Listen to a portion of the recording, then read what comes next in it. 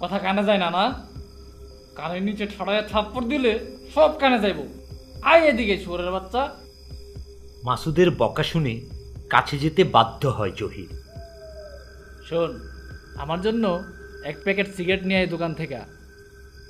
মাসুদ ভাই, অনেক রাত হয়েছে, আমার আম্মার খুব অসুখ, আমারে ছাইরা দেন আজকে। বুঝছি তোর আম্মার খুব অসুখ, 10 মিনিট দেরি হইলে তোর আম্মা মইরা যাব না। যা সিগারেট লই আয়। কি রে, দাঁড়ায় আসস কেন? যা সিগারেট লই আয়। আচ্ছা ঠিক আছে, টাকা দেন। টেকা? টেকা তোর থেকে দিয়া নিয়ে আয়, পরে লয়ে লইস আমার কাছ থেকে।